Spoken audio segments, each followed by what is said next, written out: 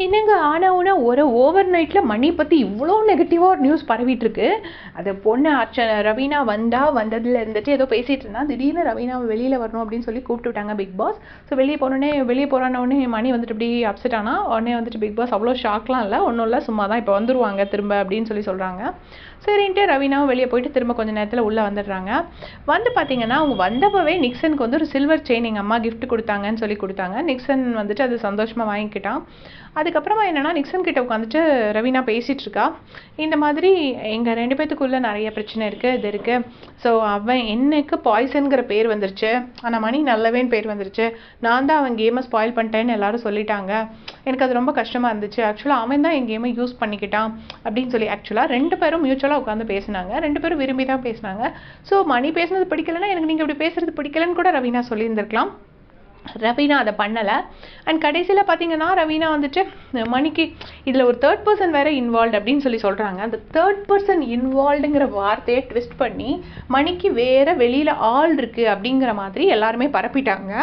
எங்கள் ஆளெல்லாம் இல்லைங்க, தேர்ட் பர்சன் இன்வால்வ்டுனா ஒரு தேர்ட் பர்சனுங்கிறது அந்த அமெரிக்கா ஆண்டியாக இருக்கலாம், ஒரு சின்ன பையனாக இருக்கலாம், ஒரு அம்மாவாக இருக்கலாம், யாராக வேணா இருக்கலாம். அது வந்து கண்டிப்பாக இன்னொரு கேர்ள் ஃப்ரெண்டாக இருக்கணுங்கிறது அவசியம் கிடையாது. ஸோ உங்களுக்கு ஒருத்தர் பிடிக்கலை அப்படின்னா நீங்கள் ஓட் பண்ணாதீங்க.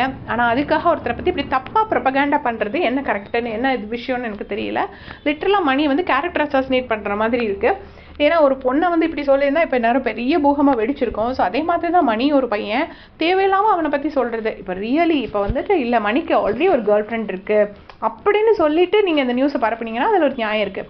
அவங்க வந்து இதில் ஒரு தேர்ட் பர்சன் இன்வால்வ்டுன்னு மட்டும் தான் சொல்லியிருப்பாங்க. ஸோ அதை வந்து இங்கே எல்லாருமே வந்து ட்விஸ்ட் பண்ணிட்டாங்க, மணிக்கு இன்னொரு கேர்ள் ஃப்ரெண்ட் இருக்குன்னு. ஸோ எதுக்காக இந்த மாதிரி மணி பற்றி இவ்வளோ நெகட்டிவ் இது போகுது, யாரோட ஃபேன்ஸ் ஆர் பிஆர்ஸ் இந்த மாதிரிலாம் பண்ணுறாங்க அப்படிங்கிறது நமக்கு தெரியலை. ஸோ மணி அந்த மாதிரி ரவீனா சொல்லவே இல்லை. மணிக்கும் ரவீனாக்கும் ஏதோ மிஸ் அண்டர்ஸ்டாண்டிங் ஆகிருக்கு. ரவீனா வந்து ஏதோ தெரப்பி போயிருக்காங்க.